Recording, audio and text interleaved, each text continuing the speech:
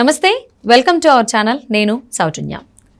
నందమూరి బాలకృష్ణ అలాగే జూనియర్ ఎన్టీఆర్ వీళ్ళిద్దరి మధ్య కూడా కొద్ది కాలంగా విభేదాలు జరుగుతున్నాయని చెప్పేసి అని వార్త చాలా రోజుల నుంచి ప్రచారంలో ఉంది. సో అది ఇంకా ఎక్కువ అవుతుంది, ఎక్కువ అయ్యింది అనేటువంటి వార్తలు కూడా వినిపిస్తున్నాయి. రీసెంట్గా ఎన్టీఆర్ ఘాట్లో జరిగినటువంటి ఫ్లెక్సీ వివాదంకి సంబంధించి మరి ఈ అంశానికి సంబంధించి మనతో మాట్లాడడానికి, వారి విశ్లేషణని మనతో పంచుకోవడానికి ఈరోజు మనతో పాటు ఉన్నారు senior political analyst, social activist Krishna Kumar గారు ఉన్నారు. వారితో మాట్లాడదాం. నమస్తే అండి. నమస్తే. సో బాబాయ్ అబ్బాయి నందమూరి వంశానికి సంబంధించిన వాళ్ళు బాలకృష్ణ గారు అండ్ జూనియర్ ఎన్టీఆర్ వీళ్ళిద్దరి మధ్య కూడా చాలా రోజుల నుంచి మనస్పర్ధలు ఉన్నాయి, విభేదాలు జరుగుతూనే ఉన్నాయని ఈ వార్త చాలా రోజుల నుంచి ప్రచారంలో ఉంది. సో అది ఇంకా ఎక్కువైంది. ఈ ఫ్లెక్సీ వివాదం, ఆ ఎన్టీఆర్ గారి దగ్గర జరిగినటువంటి ఆ ఫ్లెక్సీ వివాదం ఏవైతే ఉందో దాని నుంచి ఇంకా ఎక్కువ పెరిగిందని చెప్పేసి అని అంటున్నారు. ఇది ఎంతవరకు వాస్తవం? అసలు ఏం జరుగుతుంది అంటారు అక్కడ? అంటే ఆ కుటుంబంలో కోల్డ్ వార్ ఉన్నమాట వాస్తవం అండి.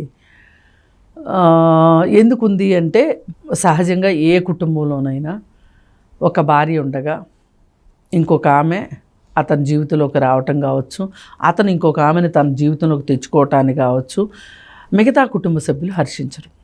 ఎందుకంటే మనకి అంటే ఏమి వ్యవహారాలు లేవు, అందరూ అట్లా అనేది ఏమీ ఉండదు. కాకపోతే ప్రత్యక్షంగా దీన్ని మొదటి భార్య ఇష్టంగానో అయిష్టంగానో లేకపోతే బలవంతంగానో ఒప్పుకునే సందర్భాలు కూడా ఉంటాయి. కొంతమంది ఒప్పుకోని వాళ్ళు కూడా ఉంటారు. ఏది ఏమైనప్పటికీ ఒక అంగీకరించని వ్యక్తిగా అతని జీవితం మొదలైంది. జూనియర్ ఎన్టీఆర్ జీవితం మొదలైన తర్వాత తదనంతర కాలంలో సీనియర్ ఎన్టీఆర్కి దగ్గర అవ్వడము, సీనియర్ ఎన్టీఆర్ అతన్ని అక్కును చేర్చుకోవడము అలా జరిగింది. ఇంకొన్నాళ్ళు ఉండుంటే కనుక నా జీవితం ఇంకా బాగా స్థిరపడి ఉండేది అని జూనియర్ ఎన్టీఆర్ ఒక ఇంటర్వ్యూలో చెప్పడం కూడా జరిగింది. ఆ తర్వాత దురదృష్టవశాత్తు సీనియర్ ఎన్టీఆర్ చనిపోయారు. తర్వాత అతను ఎన్నో ఒడిదుడుకులను ఎదుర్కొని ఎన్నో కష్ట నష్టాలు భరించుకుని అతను తన కాళ్ళ మీద తను ఎంత కాదన్నా నందమూరి ఆ ఫ్లేవర్ అయితే పోదనుకోండి, మొత్తానికి ఏదైనా అతను ఏంటో అతను నిరూపించుకోగలిగాడు సినిమాల్లో. అంటే అంతకుముందు బాలరామాయణం చేసి ఉన్నాడు, అలాగే తర్వాత అతను క్లాసికల్ డ్యాన్సరుగా కూడా ఉన్నాడు. కాబట్టి మొత్తానికి ఏదైనా ఆ తల్లి చాలా కష్టపడింది, అతనికి కష్టపడి అతన్ని ఈ స్థితికి తీసుకుని వచ్చింది. ఆ తర్వాత నెమ్మదిగా అతనికి ఈ కుటుంబంలో అంటే ఏదైనా పెళ్ళిళ్ళకి పిలవడం కావచ్చు, అవి సత్సంబంధాలు మొదలైనవి ఈ కుటుంబంతో. అయితే ఆ తర్వాత కొన్నాళ్ళకి అతను సినిమాల్లోకి రావటాన్ని కూడా ఆ కుటుంబం పెద్దగా స్టార్టింగ్లో జీర్ణించుకోలే. అతనికి వ్యతిరేకంగా నందమూరి కాంపౌండ్లో నుంచి కొంతమందిని హీరోలను చేయాలని తాపత్రయపడటం, అవి బెడిసి కొట్టడం కూడా జరిగిపోయింది. ఆ తరువాత అతను నెమ్మదిగా సినిమాల్లో రాణిస్తున్న సందర్భంలో రాజకీయాల్లో కూడా రాణిస్తే బాగుంటుంది అన్న ఉద్దేశంతో అతనికి రాజకీయాలు నేర్పించాలనే ఉద్దేశంతో రేవంత్ రెడ్డి, ఇప్పుడు మన ముఖ్యమంత్రి రేవంత్ రెడ్డి దగ్గర అతనికి రాజకీయాలు అంటే ఏంటి, రకరకాలైన అంశాలు ఎలా మాట్లాడాలి, పలు అంశాల మీద ఆసక్తిని కలిగించటం కావచ్చు, ఒక ఇన్ఫర్మేషన్ ఇవ్వటానికి కావచ్చు రేవంత్ రెడ్డి చేశాడు. 2009లో మనం ఆయన ఎలక్షన్స్లో ప్రచారంలో పాల్గొనటం కూడా మనకు తెలిసిందే కదా. ఆ తర్వాత ఏం జరిగింది అంటే అతను సడన్గా రాజకీయాల్లో నుంచి కొంచెం పక్కకు వచ్చేసేసి అతను సినిమాలు చేసుకుంటున్న సందర్భం మనం చూసాం. అప్పుడు వచ్చిన కొన్ని ఇంటర్వ్యూల్లో జూనియర్ ఎన్టీఆర్ మాట్లాడడం ఏంటి అంటే, నాకు ప్రత్యక్ష రాజకీయాల్లో పాల్గొనేంత వయసు లేదు, అంత అనుభవం లేదు. ఇప్పుడు ప్రస్తుతం నా చేతిలో సినిమాలు ఉన్నాయి, గ్లామర్ ఉన్నప్పుడే సినిమాలు చేసుకోవాలి అనే అర్థం వచ్చేటట్లుగా చాలాసార్లు మాట్లాడిన ఇంటర్వ్యూలు కూడా ఉన్నాయి. అంటే అతను రాజకీయాల్లో ఫుల్ టైమ్గా రావడానికి సంసిద్ధంగా లేడు అనేది వాస్తవం. కానీ ఆ తర్వాత కొన్ని రోజులకి 2014 వచ్చేసేసింది. ఈలోపు అతనికి జూనియర్ ఎన్టీఆర్కి పెళ్ళయింది. తర్వాత 2014 ఎలక్షన్స్ అయిపోయిన తర్వాత బాలకృష్ణ కూడా పోటీ చేయటం, అంతకుముందు బాలకృష్ణ పోటీ చేస్తాడని అనుకోలే, బాలకృష్ణ కూడా ప్రత్యక్ష రాజకీయాల్లోకి వచ్చాడు. వచ్చిన తర్వాత లోకేష్ని రాజకీయాల్లోకి ప్రమోట్ చేయటం మొదలెట్టేసరికి అంతకుముందు జూనియర్ ఎన్టీఆర్ అనుకున్నది ఏంటంటే నేను సినిమాలు చేసుకుంటూ ఉంటాను, ఆ తర్వాత కొన్నాళ్ళకి ఎప్పటికైనా సరే నేను రాజకీయాల్లోకి వెళ్ళగలను అనే ఉద్దేశంతో, పైగా ఇంకొక పని కూడా ఏం చేశాడంటే కొడాలి నాని, వల్లభనేని వంశీ ఇద్దరికి టిక్కెట్లు ఇప్పించుకున్నాడు చంద్రబాబు నాయుడు చేత. ఇప్పించుకుంటే చంద్రబాబు నాయుడు కూడా మరి అక్కడ 2 నియోజకవర్గాల్లో ఇప్పటివరకు పనిచేసిన నాయకులు ఉన్నారు, టిక్కెట్లు ఆశిస్తున్న వాళ్ళు ఉన్నారు, క్యాడర్ అందరికీ వాళ్ళిద్దరూ బాగా సుపరిచితులు, ఎవరికైతే మేము టిక్కెట్ ఇవ్వాలనుకుంటున్నాం వాళ్ళని మేము కోల్పోవాల్సి వస్తుంది అంటే కూడా కాదుకూడదు అని చెప్పి ఒక రకంగా మెడ మీద కత్తి పెట్టినట్టు పెట్టి బ్లాక్మెయిల్ చేశాడా లేకపోతే ఏం చేశాడో తెలియదు, కానీ మొత్తానికి జూనియర్ ఎన్టీఆర్ ఒత్తిడికి లొంగిపోయి చంద్రబాబు నాయుడు వాళ్ళకి సీట్లు ఇచ్చాడు. ఈ సంగతి చంద్రబాబు నాయుడు చెప్పాడు, జూనియర్ ఎన్టీఆర్ కూడా చెప్పాడు, నేను ఒత్తిడి పెట్టి ఇప్పించుకున్నాను అని. అంటే తన ఏజెంట్లని ఇద్దరిని తెలుగుదేశం పార్టీలోకి పంపించి నా స్థానాన్ని నాకు సురక్షితంగా ఉండేటట్లు చూడండి, ఇది మా తాత పెట్టిన పార్టీ, మా తాత రక్తమే నాలో ప్రవహిస్తుంది, నా ఒంట్లో ఊపిరున్నంత వరకు నేను తెలుగుదేశం పార్టీని వదిలిపెట్టను అనే ఇలాంటి గంభీరమైన స్టేట్మెంట్లు కూడా ఇచ్చున్నాడు జూనియర్ ఎన్టీఆర్. కానీ ఎప్పుడైతే లోకేష్ వచ్చాడో, అతన్ని ఎమ్మెల్సీని చేసి అతన్ని మంత్రిని చేశారో, రాజకీయాల్లో నాకు చోటు తగ్గిపోతుందేమో అనే ఒక ఇన్సెక్యూరిటీ జూనియర్ ఎన్టీఆర్కి వచ్చేసింది. కానీ జూనియర్ ఎన్టీఆర్ ఏమనుకుంటాడు, నేను వస్తే వాళ్ళ అబ్బాయికి లైన్ క్లియర్ అవ్వదని చెప్పి నన్ను కావాలనే తొక్కిపెట్టారు అని జూనియర్ ఎన్టీఆర్ అభిమానులు మాట్లాడుకుంటారు. కానీ జూనియర్ ఎన్టీఆరే ఇప్పుడు ఇంకా నాకు రాజకీయ పరిణితి అంటే అంత వయసు లేదు, సినిమాల్లో నా భవిష్యత్తు సినిమాల్లో ఉంది, తర్వాత నేను ఆలోచిస్తాను పార్టీ గురించి అని చెప్పి చెప్పున్నాడు. కానీ ఇదంతా లాజికల్గా అర్థం చేసుకోలేని వాళ్ళు ఏమనుకుంటున్నారు, లోకేష్ని ప్రమోట్ చేసుకోవడం కోసమే జూనియర్ ఎన్టీఆర్ని రానివ్వలేదు అని ఇదంతా ఒక ప్రచ్ఛన్న యుద్ధంలాగా జరుగుతూ ఉంది.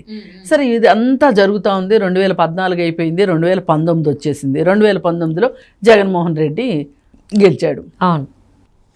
అప్పుడు ఆ పార్టీలోకి వీళ్ళిద్దరూ వెళ్ళారు. ఎవరికైతే టిక్కెట్లు ఇప్పించుకున్నాడు జూనియర్ ఎన్టీఆర్ వాళ్ళు వెళ్ళారు.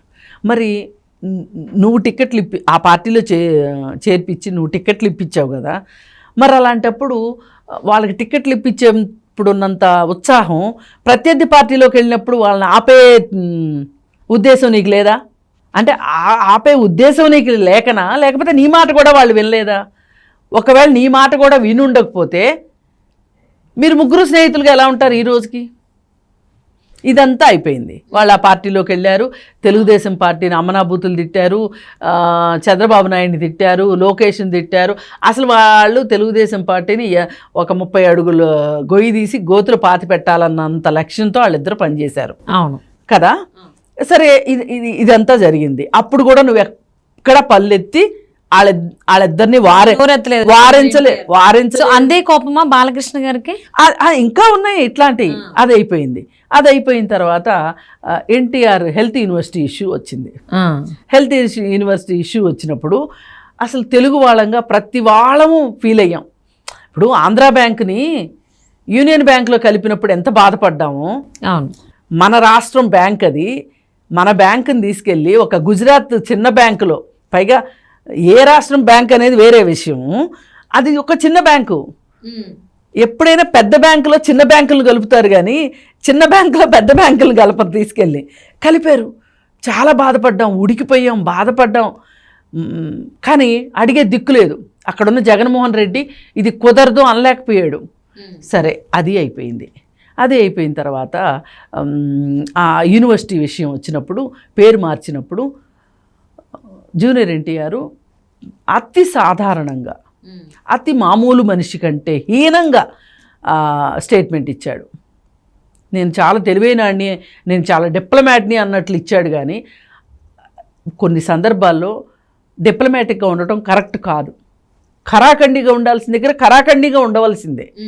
అంటే అది ఆ టాపిక్ డిమాండ్ని బట్టి మనం మాట్లాడాల్సిన అవసరం ఉంటుంది. ఇప్పుడు మనము సందర్భాన్ని బట్టి కంఠస్వరాన్నే మారుస్తాం. అట్లాంటప్పుడు ఇలాంటి విషయం జరిగినప్పుడు జూనియర్ ఎన్టీఆర్కి సీనియర్ ఎన్టీఆర్కి ఎన్టీఆర్ లెజెండరీయే, ఆయన లెజెండరీయే, ఈయన లెజెండరీయే. తీసినంత మాత్రాన ఆయనకేమీ పోదు, పెట్టినంత మాత్రాన ఈయనకేమీ రాదు అని చెప్పి గోడ మీద పిల్లి కంటే హీనంగా మాట్లాడాడు. మరి అంతకుముందంతా నువ్వు మాట్లాడింది ఏంటి? జూనియర్ ఎన్టీఆర్ రక్తమే నాలో ప్రవహిస్తుంది, నేను ఆయనకు వారసుణ్ణి అని మాట్లాడావు కదా. అట్లాంటప్పుడు పేరు మార్చినప్పుడు నువ్వు మార్చడానికి వీల్లేదు. మా తాత పేరు ఎట్లా తీస్తావు? పైగా మా తాతనే కాదు, ఆయన మహానుభావుడు, ఈ రాష్ట్రానికి చాలా చేశాడు. అట్లాంటి ఆయన పేరు ఎట్లా తీస్తావు నువ్వు? మీ నాన్న మీద నీకు ఇష్టం ఉంటే నువ్వు ఇంకొక యూనివర్సిటీ కట్టించి ఆ యూనివర్సిటీకి పేరు పెట్టుకో. మా తాత ఇది కరెక్టే. అంటే కృష్ణకుమార్ గారు ఇక్కడ ఏంటి అని అంటే ఆల్మోస్ట్ అంటే ఇప్పుడు జూనియర్ ఎన్టీఆర్ చేసినటువంటి పనులు ఏవైతే ఉన్నాయో ఆయన ప్రవర్తన వల్ల బాలకృష్ణ గారికి కోపం రావడం ఎక్కువైందా? దానికి తోడు ఈ రీసెంట్ గా ఎన్టీఆర్ ఘాట్ కాదు, అసలు అది ఇంకొంచెం ఆజ్యం పోసింది అనుకోవచ్చా? అది నెక్స్ట్ విషయం. ఇప్పుడు ఈ యూనివర్సిటీ విషయం అయిపోయిన తర్వాత సాక్షాత్తు వల్లభనేని వంశీ అసెంబ్లీలో మాట్లాడుతూ భువనేశ్వర్ గారిని అవమానించాడు. ఆ గౌరవానికి భంగం కలిగించేటట్లుగా చంద్రబాబు నాయుడిని తిట్టదలుచుకుంటే మీరు చంద్రబాబు నాయుడిని తిట్టండి, ఆయన విధానాలను వ్యతిరేకిస్తే ఆయన విధానాలను వ్యతిరేకించండి. కానీ ప్రతి మనిషికి ఒక వీక్ పాయింట్ ఉంటుంది. భర్తకి భార్య వీక్ పాయింట్ కావచ్చు, భార్యకి భర్త వీక్ పాయింట్ కావచ్చు. మరి అలాంటప్పుడు భువనేశ్వరిని తిడితే చంద్రబాబు నాయుడు కోపం వస్తుంది, బాధ అవుతుంది, ఏడుస్తాడు. అన్నీ జరిగినాయి కదా. అంటే మీరు చంద్రబాబు నాయుడు కళ్ళల్లో నీరు చూడాలి అనుకుంటే మీరు ఇంకేదన్నా మీకు చేతనైతే మీరు రాజకీయంగా ఏమైనా చేయదలుచుకుంటే చెయ్యండి. అంతేగాని వాళ్ళ ఆవిడ్ని తిట్టడం ద్వారా, భువనేశ్వరిని తిట్టడం ద్వారా ఒక మహిళని అప్పుడు కూడా జూనియర్ ఎన్టీఆర్ స్పందించలేదు. ఇన్ని జరిగిన తర్వాత, ఇన్ని చూసిన తర్వాత నువ్వు అసలు ఆ కుటుంబానికి నేను సంబంధించిన వాడిని నువ్వు ఎలా అనుకుంటున్నావు? నువ్వే ఒకప్పుడు చెప్పావు కదా ఆ కుటుంబానికి సంబంధించిన వాడు ఎట్లా అవుతావు? అంటే మీరు అంటారు ఏంటంటే మాటలతో కాదు చేతల్లో కూడా ఆ కుటుంబానికి సంబంధించిన వాడే చెప్పాలి అంటారు. చెప్పాలి. నేను ఆ వంశం వాడిని నువ్వు ఆ ఇంటి పేరు పెట్టుకున్నప్పుడు, అది నీకు గర్వకారణమైనప్పుడు, ఎన్టీఆర్ మనవడిగా నువ్వు అనుకుంటున్నప్పుడు, ఆ ఎన్టీఆర్ కూతురికే అలా మాట్లాడినప్పుడు, కొన్ని చంద్రబాబు నాయుడిని అన్నారు అంటే దాని గురించి మనం మాట్లాడడం. అసలు ఆమెను ఎందుకు తీసుకురావాలి? అక్కడ తీసుకొచ్చేలాగా నువ్వు ఎలా మాట్లాడతావు? అసలు తీసుకొచ్చినా కానీ జూనియర్ ఎన్టీఆర్ స్పందించదు. ఇలా చెప్పుకుంటూ చాలా ఉంటాయి. అంటే నువ్వు ఇన్ని చేసిన తర్వాత నువ్వు మళ్ళీ ఆ కుటుంబం నన్ను పక్కన పెట్టేసింది అని నువ్వు ఏడవడం ఎలా ఉంది? ఇది కరెక్టా? ఇప్పుడు అక్కడికి వెళ్ళావు ఆ ఫ్లెక్సీల దగ్గర మరి నువ్వు ఇన్ని చేసావు కాబట్టి అసలు నువ్వు ఈ కుటుంబానికి సంబంధించినవి వాడివి కాదు అని చెప్పి బాలకృష్ణ కోపం వచ్చి పీకేశాడేమో. బాలకృష్ణ చేసింది తప్పే కాదని అనట్లేదు, తీయకుండా ఉండవలసింది. కానీ నువ్వు చేసింది ఏంటి? మరి నువ్వు చేసినట్టన్నిటికీ నువ్వు సమాధానం చెప్పు, అప్పుడు బాలకృష్ణ వచ్చి సమాధానం చెప్తాడు. అంటే అక్కడ యాక్చువల్లీ ఫ్లెక్సీ మీరు చూసుకున్నట్లయితే ఒక ఫ్యాన్ ఎవరైతే ఉన్నారో ఎన్టీఆర్ ఫ్యాన్స్ అని చెప్పుకునేటువంటి వ్యక్తి పేరే హైలైట్గా ఉంది. అసలు యాక్చువల్లీ అక్కడ వర్ధంతి స్వర్గీయ నందమూరి తారక రామారావు గారు, ఆయన పేరు చాలా చిన్న అక్షరాలతో ఉంది. ఈ ఎన్టీఆర్ ఫ్యాన్స్ అని చెప్పుకునేటువంటి నందిపాటి మురళి అనేటువంటి వ్యక్తిది మాత్రం చాలా హైలైట్ అయి ఉంది నిజంగా. ఒకసారి అండి మీకు ఎగ్జాంపుల్ చెప్తా. విజయవాడలో వంగవీటి రంగాకి చాలా అంటే ఇప్పుడు వంగవీటి రాధాకృష్ణ ఉన్నాడు కదా, రాధా ఉన్నాడు కదా, వాళ్ళ ఫాదరు, ఆయనకి చాలా ఫాలోయింగ్ ఉండేది. మంచి లీడరే కాదని ఎవరు అనట్లా. కానీ ఒక చోట గాంధీ గారి విగ్రహం చిన్నదిను, ఆ గాంధీ గారి విగ్రహం చిన్నగా ఉన్న గాంధీ గారి విగ్రహం పక్కన రంగా విగ్రహం ఇంత పొడుగున పెట్టారు. అప్పుడు చాలామంది అది పెట్టినప్పుడు కూడా చాలామంది అభ్యంతరం చెప్పారు. నీ విగ్రహం కావాలంటే నువ్వు ఇంకెక్కడన్నా పెద్దది అంతకంటే పెద్దది పెట్టుకో, కానీ గాంధీ గారి విగ్రహం పక్కన నీ విగ్రహం పెట్టుకునేటప్పుడు అది గాంధీ గారి కంటే తక్కువే ఉండాలి, పొడుగుండటానికి వీల్లేదు అని మాట్లాడారు. ఇది గాంధీ గారిని అవమానించినట్లు అవుతుంది అని. అయితే కొన్ని సందర్భాల్లో ఏం చేస్తారు అంటే, ఇప్పుడు గుడ్డొచ్చి పిల్లని ఎక్కిరిచ్చింది అన్నట్లు చేస్తూ ఉంటారు. ఆర్భాటాలు లేనిపోయిన ఆర్భాటాలు చేస్తారు. ఇప్పుడు అదంతా జూనియర్ ఎన్టీఆర్కి తెలిసే జరిగిందని కూడా నేను అనట్లేదు, తెలియకుండా కూడా జరిగి ఉండొచ్చు. కానీ ఫ్లెక్సీ పీకడానికి ఆయనకి ఆ ఫ్లెక్సీ ఒకటే కారణం కూడా అయ్యి ఉండకపోవచ్చు బాలకృష్ణకి. ఈ కారణం ఇవన్నీ కూడా గుర్తొచ్చి ఉండొచ్చు. పైగా అది దట్టు బాలకృష్ణ గారు ఫ్లెక్సీ తీయించడం వెనకాల జూనియర్ ఎన్టీఆర్ ఉండాలనుకోలేదు. యాక్చువల్లీ ఎవరైతే ఫ్యాన్ ఉన్నారో ఆయన పేరు హైలైట్ అయ్యింది యాక్చువల్లీ. సో అక్కడ ఉండాల్సింది స్వర్గీయ నందమూరి తారక రామారావు గారిది అయితే ఆ అబ్బాయి పేరు పెట్టుకున్నాడు. సో అది కూడా కోపమై ఉండొచ్చు. దానికి ఎవరికి ఎలా కావాలంటే అది జూనియర్ ఎన్టీఆర్ వల్లేనే అయ్యిందని కూడా చాలామంది చెప్పారు. బట్ ఏంటనేది వాళ్ళకి ఒక క్లారిటీ ఉంది, మనం కూడా చూసాము. And thank you so much for spending your valuable time with us అండి. ఓకే.